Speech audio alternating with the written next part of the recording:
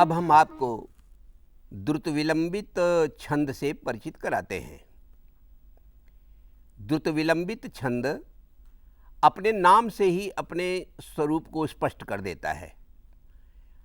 बच्चों देखो कि इस शब्द में दो खंड हैं, एक है द्रुत, दूसरा है विलंबित। द्रुत का मतलब होता है जिसे अंग्रेजी में कहते हैं स्पीडी, यानी वेग जिसमें हो, जिसमें तीव्रता हो। और विलंबित का अर्थ है जिसमें आलस्य हो, जिसमें तीव्रता न हो बल्कि धीमी गति हो, मंदता हो। तो द्रुत विलंबित छंद सचमुच एक ऐसा छंद है जिसके आधे भाग में तो बड़ी तेज गति होती है और उसका जो अगला हिस्सा है उसमें वो गति कम हो जाती है। ये ऐसे ही होता है जैसे आप किसी ढलवें रास्ते पर चलें तो जहाँ पर ढाल होगी वहाँ पर आप तेज़ी से आगे बढ़ेंगे, लेकिन जहाँ से चढ़ाई आ जाएगी वहाँ से आपकी गति थोड़ी धीमी हो जाएगी। अब छंद में ये गति का तेज होना कम होना कैसे आप सिद्ध करेंगे, ये मैं अभी जब पढ़ूंगा पद्य को तो उससे स्पष्ट हो जाएगा। लेकिन उसके पहले आपको बता दूं कि इस छंद के प्रारंभ में सारे वर्ण जो है लघु आते हैं, तो लघु अक्षर आने के कारण गति तीव्र हो जाती है और आधे के बाद का जो अंश है श्लोक का, छंद का, उसमें प्रायः जो है दीर्घ या गुरु अक्षर ज़्यादा आते हैं, इसलिए स्वभावतः जो है पाठक की गति धीमी हो जाती है। तो इस प्रकार द्रुत और विलंबित दोनों को मिला करके, दोनों प्रकार की गतियों को मिला करके इस छंद का नामकरण हमारे आचार्यों ने किया है। तो इससे जो है स्पष्ट हो जाता है कि इस छंद का वास्तविक स्वरूप क्या होगा। जैसे मैंने आपको पहले भी बताया है कि वंशस्थ छंद में और अन्यान्य छंदों में कुछ न कुछ विशेषताएं उनके भीतर भरी हुई हैं, उसी प्रकार की विशेषता इसमें भी है। तो आइए एक श्लोक के माध्यम से आपको बताता हूँ कि ये द्रुतता और विलंबितता, ये दोनों गुण इस छंद में किस प्रकार आते हैं। इसके बाद हम लोग लक्षण की चर्चा करेंगे। एक पद्य है, श्रुति सुख भ्रमर स्वन गीतयः कुसुम कोमल दंतरुचो बभुः उपवनांतलता पवनाः तैः किसलयैः सलयैरिव पाणिभिः। श्रुति सुख भ्रमर स्वन गीतयः कुसुम कोमल दंतरुचो बभुः उपवनांतलता पवनाः तैः किसलयैः सलयैरिव पाणिभिः।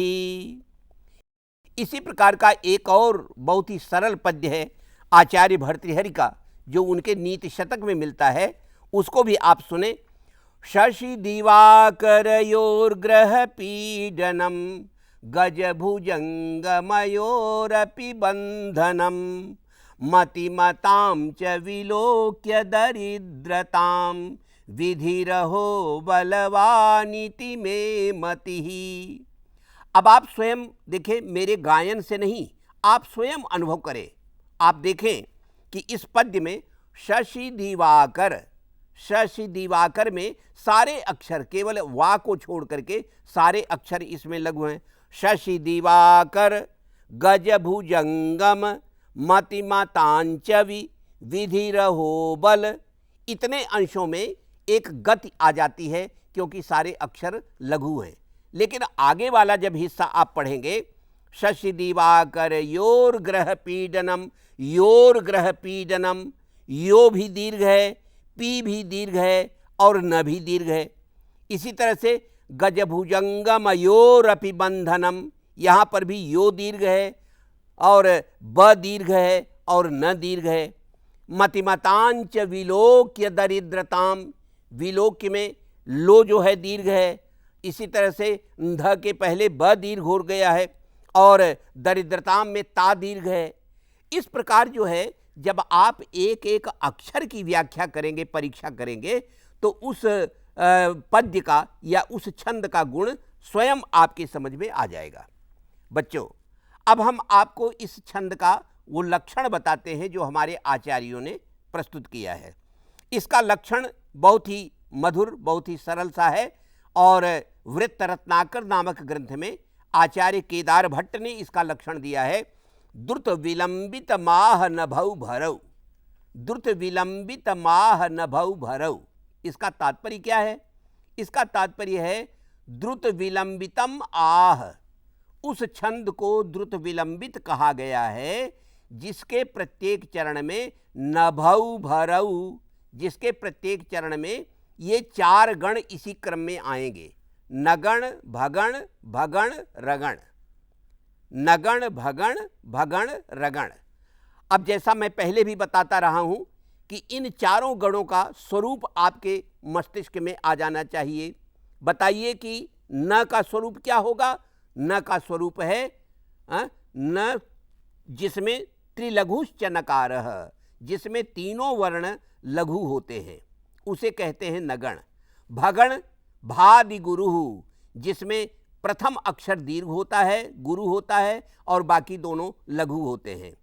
और अंत में है नभौ भरौ, रगण अंत में आता है और रगण का स्वरूप है र ल मध्यः।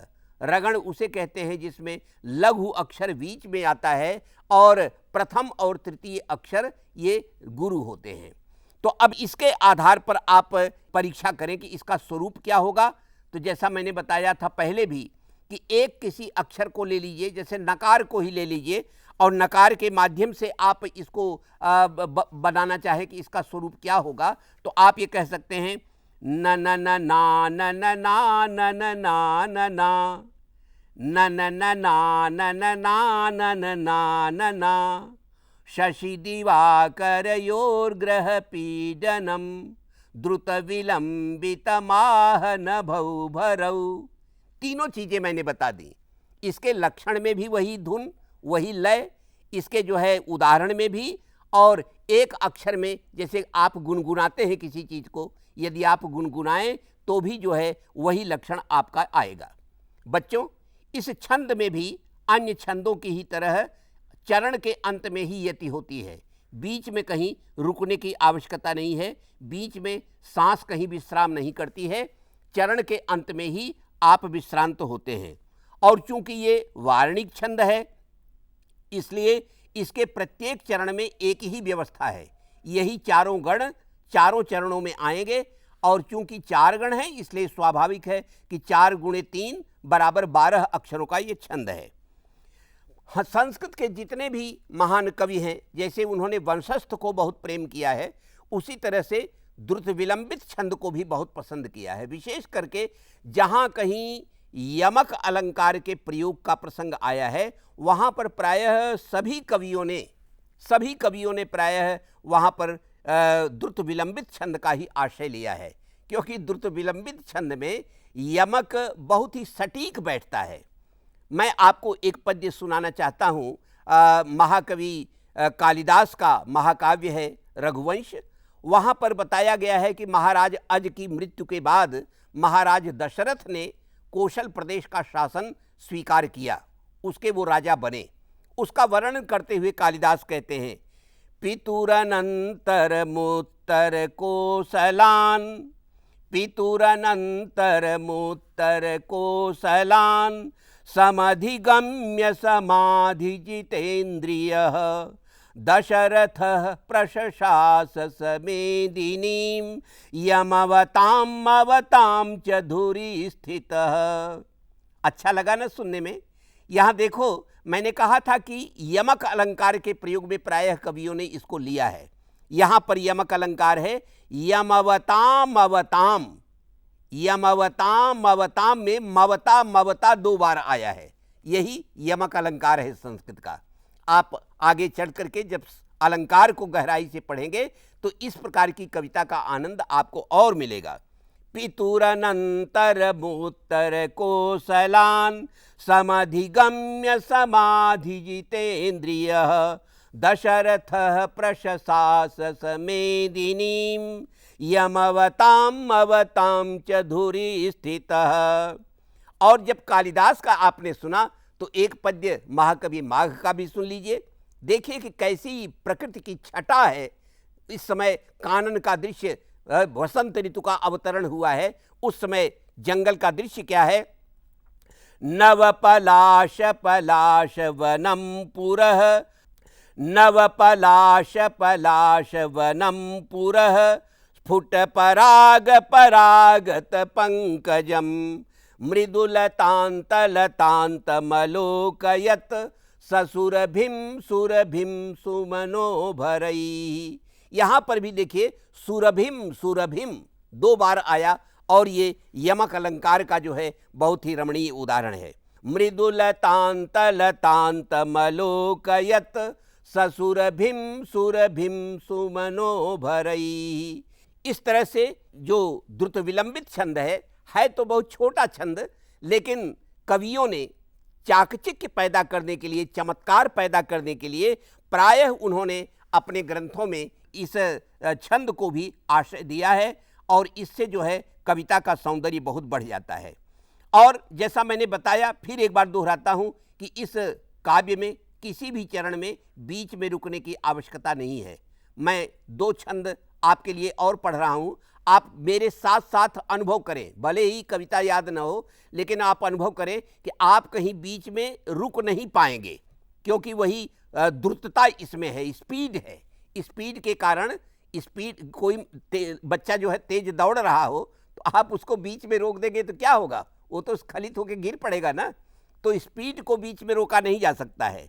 आप इस कविता में देखें, मधुरयम मधुरैरपि कोकिला, मधुरयम मधुरैरपि कोकिला, कलरवैर्मलयस्य च वायुभिः, विरहिणः प्रणिहन्ति शरीरिणो, विपदिहन्त सुधापि विषायते, विपदिहन्त सुधापि विषायते, धूतकदम्बकदम्बक निष्पतत्, धूतकदम्बकदम्बक निष्पतत्, नवपराग परागम मंथरा, हृततुषार तुषारतिरागिणां,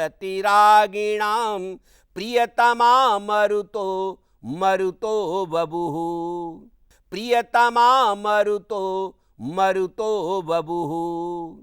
आशा है इस द्रुत विलंबित छंद का आपने आनंद लिया, इसका सिद्धांत भी आपने समझ लिया, इसका स्वरूप समझ लिया कि किस तरह से इसमें नगण भगण और भगण रगण इन चारों गणों का प्रयोग होता है, कैसे इसमें अंत में यति आती है और किस प्रकार हमारे कवियों ने इसे प्रेम के संदर्भ में और प्रकृति वर्णन के संदर्भ में कैसे इसका उन्होंने प्रयोग किया है।